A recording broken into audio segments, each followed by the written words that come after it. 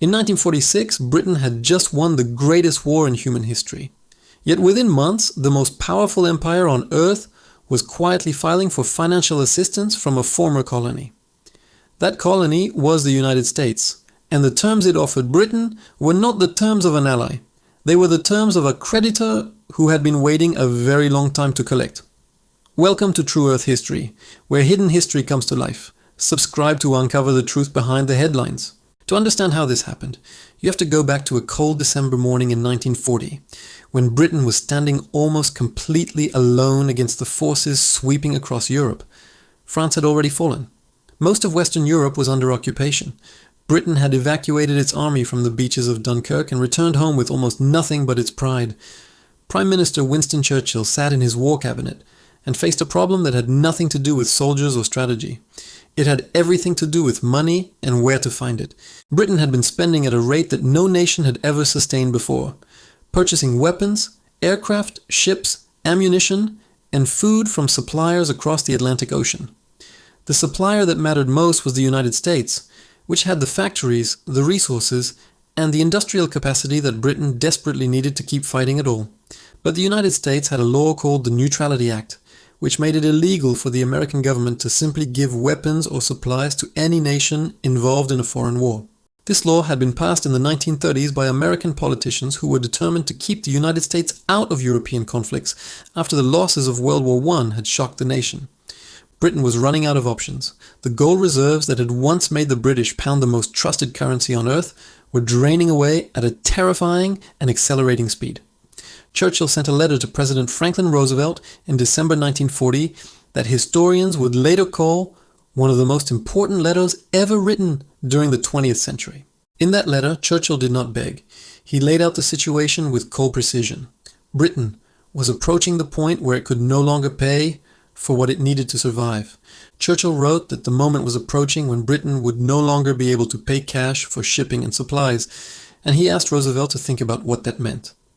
Roosevelt read that letter during a cruise on the presidential yacht, and when he returned to Washington, he gathered reporters and gave them an analogy that changed history forever. Roosevelt said that if your neighbor's house was on fire, you would not sell him your garden hose, you would lend it to him and expect it back when the fire was put out and the danger passed. That single metaphor became the foundation for one of the most consequential pieces of legislation in American history, a program that would reshape the balance of global power entirely. It was called the Lend-Lease Act, and when it passed in March 1941, it gave Roosevelt the authority to lend, lease, or transfer any defense article to any nation he deemed vital to American security. On paper, it sounded generous. America would supply its allies, and those allies would return the materials, or pay in some equivalent form once the war had ended and peace was restored.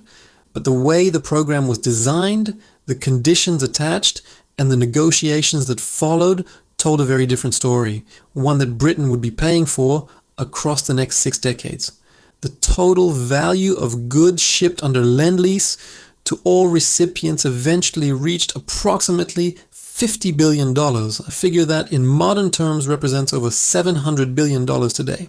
Britain received the largest share, approximately $31 billion worth of supplies, which included aircraft, tanks, ships, food, raw materials, and industrial equipment of every description. But here is where the story takes a turn that most history books either gloss over or omit entirely, because the conditions Roosevelt placed on Lend-Lease were not conditions of friendship. Before the ink was dry on the agreement, American negotiators sat across from British officials and made something very clear. Britain would have to pay a price beyond just returning the goods. That price was the dismantling of the British imperial trading system, a structure called the Sterling Area, and the imperial preference system that had given Britain economic dominance for generations. The imperial preference system meant that Britain and its colonies traded with each other at favorable rates, locking out American companies from some of the most profitable markets on earth. American business leaders and politicians had watched this system for decades with deep frustration, knowing that vast markets in India, Africa, Australia, and Canada were effectively closed to them. The war had created the perfect lever. Britain needed American supplies to survive. America needed Britain to survive. But America also needed something that Britain had been unwilling to give. Article 7 of the Lend-Lease Agreement, quietly inserted into the formal terms, committed Britain to eliminating discriminatory treatment in international commerce after the war had concluded. In plain language, Britain had signed away the economic architecture of its empire in exchange for the supplies it needed to keep fighting, and most British citizens never knew this had happened. Churchill understood what was at stake. His private correspondence reveals a man who was furious about the terms, but had no choice, because without American supplies, the war would have been lost. British negotiators traveled to Washington in 1941, hoping to soften the conditions. They met with American officials, including Treasury Secretary Henry Morgenthau, who made his position plain. Morgenthau told the British that America was not interested in preserving the British Empire after the war was over, and that the price of American support was the opening of imperial markets. This was not charity.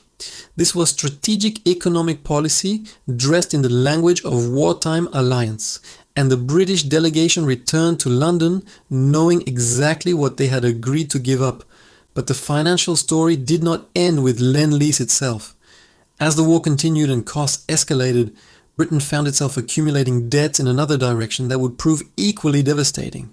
Britain had territories and colonies around the world that contributed soldiers, labor, and resources to the war effort.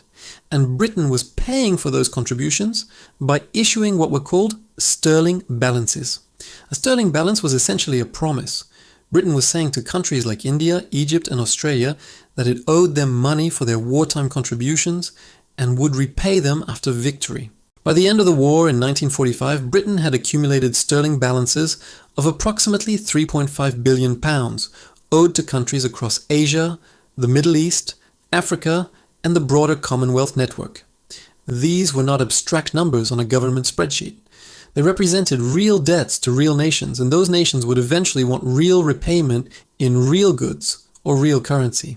Meanwhile, the Lend-Lease program itself was terminated by the United States without warning in August 1945, just days after Japan surrendered and the fighting finally stopped across the Pacific. President Harry Truman, who had succeeded Roosevelt after his death in April 1945, signed the order cancelling Lend-Lease on August 17, 1945, and the supplies stopped almost immediately. Ships that were already loaded and at sea were ordered to return to port. Contracts were cancelled. Britain, which had been receiving supplies at full wartime rates, suddenly found itself alone and broke. The abruptness of the cancellation shocked the British government. Prime Minister Clement Attlee, who had replaced Churchill after the 1945 election, called it a grave and sudden withdrawal of support. Britain had been planning for a gradual transition, a period of adjustment during which it could rebuild its economy and its export industries before having to stand fully on its own financial feet. That transition period never came. Instead, Britain found itself in the autumn of 1945, facing the bleakest financial picture any major power had faced at the end of a war it had technically won. The foreign exchange reserves were nearly empty. The export industries had been converted to war production and could not quickly pivot back to generating the overseas income Britain needed to survive. Imports of food, fuel, and raw materials were essential to keep the British population fed and employed, but those imports cost dollars, and Britain had almost no dollars left to spend on anything. It was at this moment that John Maynard Keynes, the most celebrated economist in the world, and a man who had advised the British government through 2 world wars, was asked to go to Washington. Keynes was ill, he had suffered several heart attacks and his health was fragile. But he agreed to lead the British delegation because he believed that he alone had the intellectual tools to win the negotiation. He arrived in Washington in September 1945 with a proposal that he believed was fair, reasonable, and justified by everything Britain had sacrificed during 6 years of total war against fascism. Keynes asked for a grant of $6 billion, not a loan, a grant. His argument was that Britain had spent its entire wealth fighting a war that had also protected American interests and global freedom. He presented calculations showing that Britain had effectively subsidized the Allied war effort through its early years of fighting alone, and that this contribution deserved recognition in financial terms. The Americans listened politely. Then they said no. A grant was politically impossible. American voters had just watched their sons come home from the Pacific and Europe, and they were not in a generous mood. The negotiations stretched across weeks and then months, with Keynes growing increasingly frustrated as the American position hardened and his own health continued to deteriorate under the pressure. The Americans offered a loan. Not the $6 billion grant Keynes had requested, but a loan of $3.75 billion, attached to conditions that Keynes described privately as selling the family silver. The interest rate was 2% per year, which sounds modest, but on a loan of that size extended over 50 years, it represented a total repayment burden that would stretch across generations of British taxpayers. More damaging than the interest rate were the conditions attached to the loan, which required Britain to make the pound sterling freely convertible into dollars within 1 year of the loan being drawn. Convertibility meant that any country holding pounds could immediately exchange them for dollars at a fixed rate, which would expose the British currency to enormous market pressure and potential collapse. Keynes knew the convertibility requirement was dangerous. British reserves were too low to sustain a run on the pound, and he argued against it in the negotiating sessions with increasing urgency. But the Americans insisted. The goal, from the American perspective, was to create a world of open currency markets and free trade, a world that would benefit American exporters more than anyone else. Keynes signed the agreement in December 1945, knowing it was not what Britain needed, but believing it was the best deal available, and that refusing it would leave Britain without any financial support at all. He returned to Britain exhausted and broken. He gave one final speech defending the loan agreement in the House of Lords in December 1945, collapsed shortly after returning home, and died in April 1946. The man who had shaped modern economic thinking, who had advised governments and attended the Paris Peace Conference after World War I, died knowing that his final mission had been a partial failure. Britain drew the first installment of the American loan in 1946, and for a brief period, the post-war economy began to stabilize, with rationing continuing, but the worst fears of immediate collapse avoided. Then came the summer of 1947, and the moment when the true cost of the convertibility condition became impossible to ignore, as the pound faced exactly the crisis that Keynes had predicted would come. On July 15, 1947, Britain made the pound convertible as required by the loan agreement, and within days a flood of pound sterling was being exchanged for dollars at a rate that shocked even the pessimists. Countries and institutions that held pounds immediately began converting them, draining British dollar reserves at a rate of approximately $1 billion every few weeks as the markets reacted with panic. In just 35 days, Britain lost nearly a third of the dollar reserves it had received from the American loan, watching the money drain away as if through a hole that could not be plugged or patched. On August 20th, 1947, the British government was forced to suspend convertibility, abandoning the condition it had promised to honor and effectively admitting that the American terms had been too harsh to meet. The suspension was a humiliation. Britain had promised the Americans it would implement their conditions, and it had failed within weeks, confirming to the world that the empire was financially broken. The dollar crisis of 1947 revealed something that the wartime alliance had masked. Britain was no longer a superpower in any financial sense, and the gap between its global commitments and its actual resources was fatal. Britain still had an empire spanning roughly a quarter of the earth. It still had colonies in Africa, Asia, the Caribbean, and the Pacific. It still had military bases around the world that cost enormous sums to maintain, but it could no longer afford any of it. The math had stopped working, and every attempt to keep the empire functioning was consuming resources that Britain simply did not possess in sufficient quantity.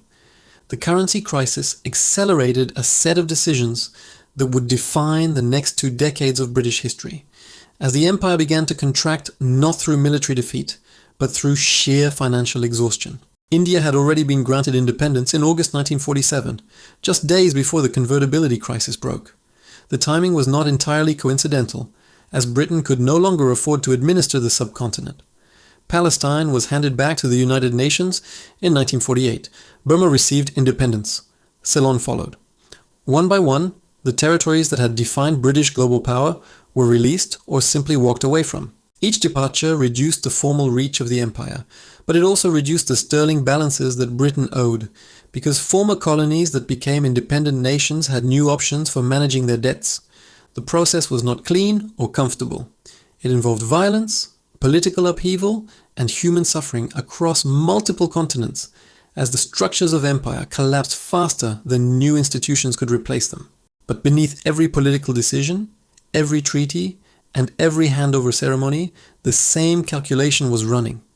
Britain could not afford the cost of empire, and the American loan had not solved that problem. The loan had only delayed the reckoning, and the convertibility crisis had proven that the delay was shorter than anyone in the British government had hoped or planned when they signed the agreement. American policymakers watched the British crisis with genuine alarm, not out of sympathy for British imperialism, but because a financially collapsed Britain would create a power vacuum across Europe and beyond. That alarm led directly to the Marshall Plan of 1948, in which the United States provided approximately $13 billion in aid to Western European nations to rebuild their economies and resist the spread of communism. Britain received the largest single share of Marshall Plan funds, approximately $3.3 billion, which helped stabilize the economy, but came attached to yet more conditions about trade and currency management. The pattern was clear by 1948. Every time Britain needed financial rescue, the United States provided it, and every time it provided it, the conditions pushed Britain further away from independent economic sovereignty. The British Empire had not been conquered by a foreign army. It had not been dismantled by popular revolution within its own borders. It had been quietly purchased, dismantled, and reorganized by financial leverage. The instrument of that leverage was not a weapon or a threat. It was a contract, a set of loan agreements and trade conditions that accumulated over a decade until the weight of them became impossible to carry. Historians who study this period often describe it as the most peaceful transfer of global power in recorded history, because the shift from British dominance to American dominance happened largely through paperwork. But peaceful does not mean painless. For the British people, the post-war years brought rationing, austerity, industrial decline, and the psychological shock of watching their country shrink before their eyes. For the nations that had been part of the British Empire, the transition brought its own set of consequences, with newly independent countries often finding themselves caught between the old British obligations and the new American order. And the debt itself, the 1945 American loan of $3.75 billion, remained on the British government accounts for longer than almost anyone remembers. Its final payment, made only in December 2006, more than 60 years after it was signed. December 2006 was a quiet month in Britain, but inside the Treasury building in London, a clerk processed a final wire transfer that closed a debt that had been open since the winter of 1945. That payment of approximately $83 million was the last installment on a loan that Britain had borrowed from the United States 61 years earlier, just to survive the aftermath of a war it had won. Think about that for a moment. Britain finished paying for World War II in 2006, the same year the world was watching the early days of social media and downloading music from digital platforms. The men who had signed the original loan agreement were long dead. The empire those men had been trying to save had long since dissolved, but the debt had outlasted all of them by a generation. To understand why it took 61 years to pay off, you have to understand what happened to the British economy in the decade after the war ended and the American terms began to take full effect. By 1949, Britain was still rationing food. Bread, meat, butter, and sugar were all controlled by government coupons. The country that had ruled a quarter of the earth could not freely feed its own people. The industrial cities that had powered the empire, Manchester, Birmingham, Sheffield, and Glasgow, were still running on wartime equipment that had not been replaced or modernized during 6 years of conflict. Export industries were struggling to compete with American manufacturers who had spent the war years upgrading their factories, and perfecting their production methods without the disruption of enemy bombing. The pound sterling was under constant pressure because the world knew that British reserves were thin and that any financial shock could force another devaluation, which is exactly what happened in 1949. In September 1949, the British government devalued the pound by 30% against the dollar, dropping the exchange rate from $4.03 per pound to $2.80 per pound overnight without warning. The devaluation made British exports cheaper and more competitive, which was the intended effect. But it also made every import more expensive and reduced the real purchasing power of ordinary British workers. The people who felt it most were not the politicians or the bankers. They were the families in the industrial towns, who were already stretched thin by years of wartime sacrifice and post-war austerity measures. This is the part of the story that the grand historical narratives about Lend-Lease and loan agreements tend to leave out, because the financial decisions made in Washington and London had human consequences. Every percentage point of devaluation, every condition attached to a loan, every market that was open to American goods represented a real cost paid by real people in wages, prices, and living standards. While British families were living with rationing and economic restriction, American businesses were entering the markets that had previously been closed to them under the imperial preference system Britain had given up. American car manufacturers began selling into Commonwealth markets. American food companies expanded into territories where British brands had once held exclusive dominance. The trade architecture was being rebuilt, and it was being rebuilt in a shape that suited American commercial interests, which was precisely what the negotiators in Washington had intended when they inserted Article 7 into the Lend-Lease Agreement back in 1941. The creation of the Bretton Woods financial system in 1944 had already established the dollar as the central currency of the global economy, replacing the pound in a role it had held for over a century. The Bretton Woods Conference, held in New Hampshire in July 1944, was attended by representatives of 44 nations who gathered to design the post-war international financial architecture from the ground up. Keynes had attended that conference representing Britain, and he had arrived with an ambitious proposal for a new international currency called the Bancor, which would be managed by a neutral global institution. The Bancor proposal was designed to prevent any single nation from dominating the global financial system, and if it had been adopted, it would have prevented the dollar from inheriting the position held by the pound. The American delegation, led by Harry Dexter White, rejected the Bancor proposal.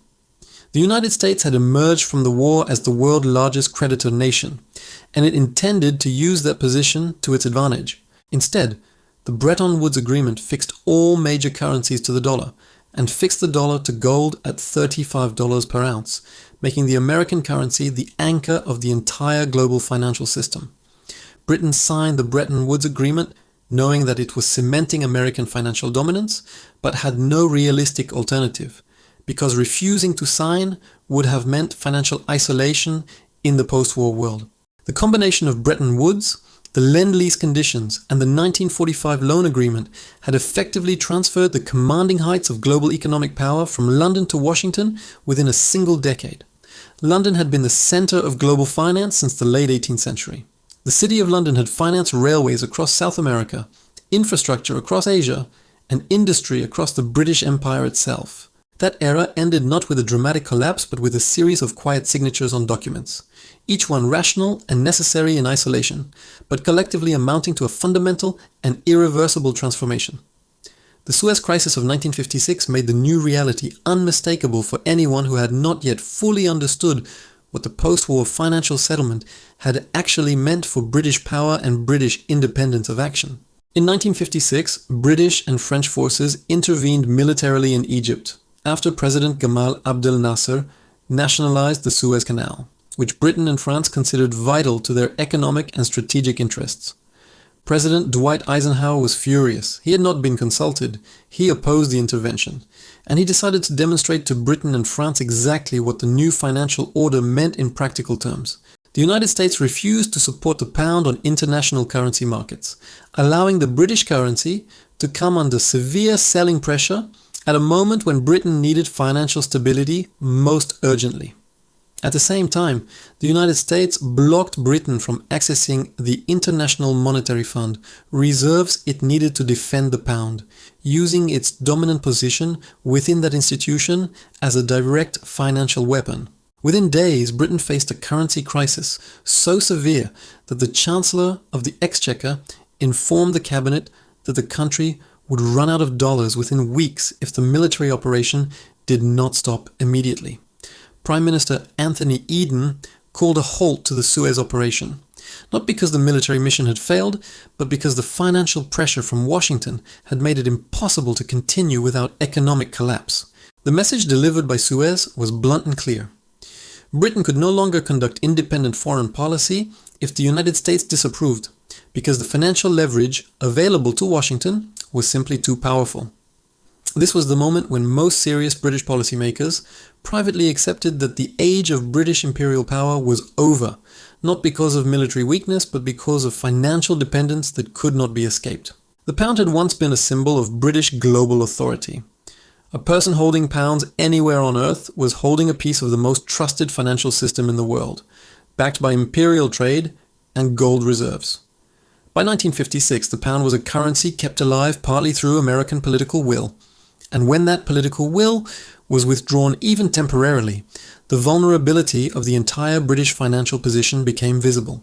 The decolonization that accelerated through the late 1950s and 1960s was driven by many forces: political movements, nationalist leaders, moral arguments, and the changing values of the post-war generation. But running beneath all of those forces was the financial reality that maintaining the empire cost more than Britain could afford. And every colony that became independent reduced the burden by one more calculation. Nigeria became independent in 1960, Sierra Leone in 1961, Uganda in 1962, Kenya in 1963. Each handover ceremony was accompanied by speeches about self-determination and the natural arc of history toward freedom. What the speeches did not mention was the balance sheet, the calculation that showed Britain spending more on administering and defending each territory than it was receiving in economic benefit from the relationship. The sterling area, which had been the economic framework of the empire and which Britain had promised to dismantle under the Lend-Lease conditions, was contracting along with the political empire it had served. As former colonies became independent nations, many of them began reducing their sterling holdings, shifting their reserves toward dollars, which the Bretton Woods system had made the only truly reliable global currency. The sterling balances that Britain had accumulated during the war, those promises to pay India and Egypt and Australia for their wartime contributions, became a recurring source of negotiation and financial stress.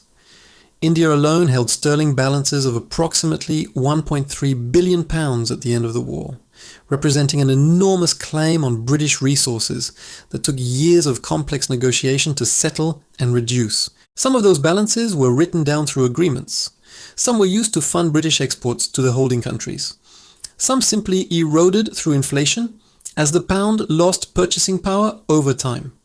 But the process of unwinding the financial obligations of empire proved almost as complex and drawn out as the empire itself had been, because the threads connecting all these economies ran in every direction.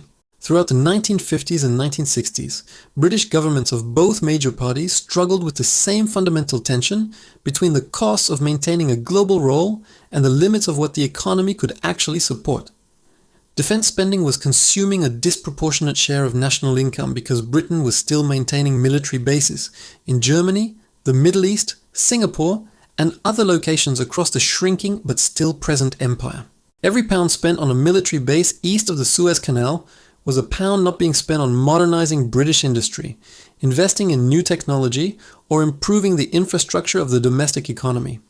West Germany, which had been completely destroyed in 1945 and occupied by Allied forces, was investing heavily in new industrial equipment and modern manufacturing processes that were making its exports increasingly competitive.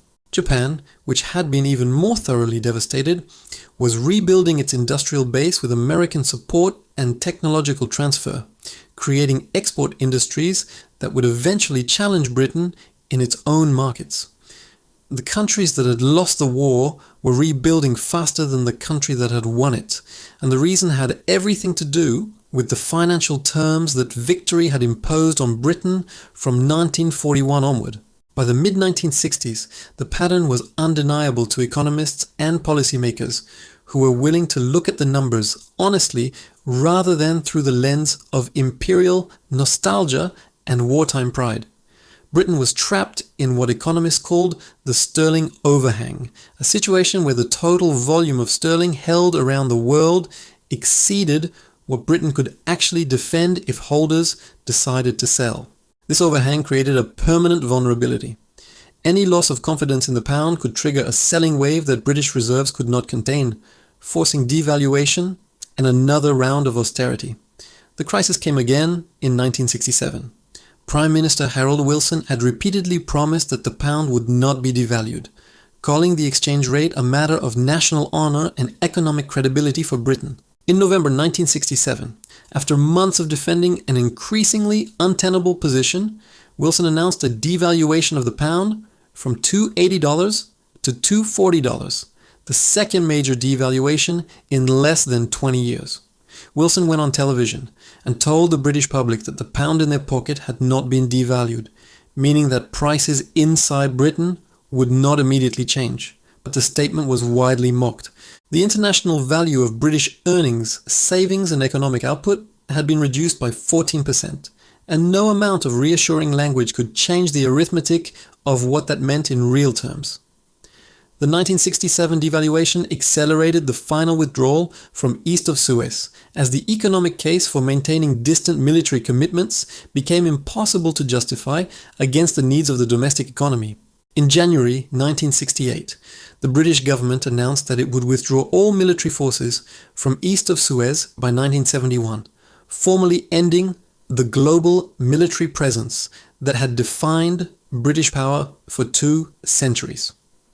The announcement was made in economic language, framed as a rational reallocation of resources, but it represented the final acknowledgement that the financial position inherited from the war years had run its course. The empire was gone, the global currency role was gone, the military reach was being wound back, and the original debt, the 1945 American loan, was still on the books, collecting interest every single year. What remained was the memory of what Britain had been, and a generation of citizens who had grown up being told they lived in a great power, now watching the visible symbols of that greatness disappear one by one. The social tensions that defined Britain through the 1970s, the strikes, the political conflict, the sense of national decline, were all connected at their roots to the financial settlement reached in the 1940s.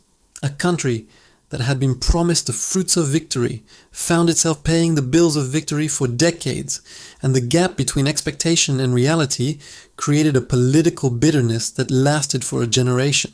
The United States, meanwhile, was experiencing the other side of the same transaction. With dollar dominance established and global markets opening, American corporations expanded into territories that had previously been closed. American banks replaced British banks as the dominant force in international finance. American consumer brands replaced British ones in markets from Lagos to Singapore to Nairobi as the trading architecture shifted. The transition happened so gradually and so smoothly that most people living through it did not perceive it as a transfer of power. It looked like economic progress, modernization, and the natural flow of trade. But it was also the direct consequence of the agreements signed in Washington during and after World War II, agreements that had been designed with exactly this outcome in mind by the people who wrote them. The architects of American post-war policy, figures like Harry Dexter White, Dean Acheson, and George Marshall, understood that financial systems were instruments of power, as surely as armies and navies. They had watched Britain use the sterling area and imperial preference to dominate global trade for a century, and they had spent that century developing the tools to replace British dominance with American dominance. The war gave them the opportunity. Britain needed supplies. America had them. And the price was a set of conditions that would gradually and systematically open the world to American economic leadership. None of this means that American support for Britain during World War II was cynical or without genuine alliance. The partnership was real, the shared values were real, and the sacrifice on both sides was real. But in history, as in life, it is entirely possible for something to be both genuine and strategic at the same time, and the Lend-Lease program was one of the clearest examples of that dual nature in the modern era. Britain genuinely needed the supplies. America genuinely wanted Britain to survive, and America also genuinely wanted to reshape the global financial order in a way that would serve American interests for generations. All three of those things were simultaneously true, and understanding all three together gives a far more complete picture of the 20th century than focusing on any single one of them in isolation ever could. The final payment on the 1945 American loan was made on December 29th, 2006 by Chancellor of the Exchequer Gordon Brown, who would later become Prime Minister of the United Kingdom the following year. There was no ceremony, no press conference, no moment of national reflection on what the payment represented or what journey had brought Britain to that quiet administrative act 61 years after the war ended. The payment was simply processed, the account was closed, and Britain moved on into a 21st century world where the financial structures built in those wartime negotiations had long since become the invisible heir of global commerce. The Bretton Woods system itself had collapsed in 1971 when President Richard Nixon ended the convertibility of the dollar to gold, but the dollar dominance it had established continued without the formal framework to support it. The institutions created in the post-war settlement, the International Monetary Fund, the World Bank, and the General Agreement on Tariffs and Trade all continued operating under rules that reflected their American origins. The world that emerged from World War II was not shaped primarily by the battles fought or the lives lost, though those matter enormously. It was shaped by the financial agreements signed in rooms that most people never heard of. The story of how Britain paid for World War II is ultimately a story about the price of survival, and the question it raises is one that every nation in every era eventually has to answer for itself. When you are fighting for your existence and someone offers you what you need to survive, what are you willing to give in return? And how long will the consequences of that transaction continue to define your future? Britain gave its empire, its currency dominance, its trading system, and 61 years of interest payments. Whether that price was worth paying to survive the war is a question that history has already answered. Britain survived, the empire ended, and the debt was paid in full on a quiet December morning in 2006, closing the longest financial chapter any modern democracy has ever written about the true cost of winning a war. If this story moved you, subscribe to the channel. The past holds powerful lessons, and I will help you discover them.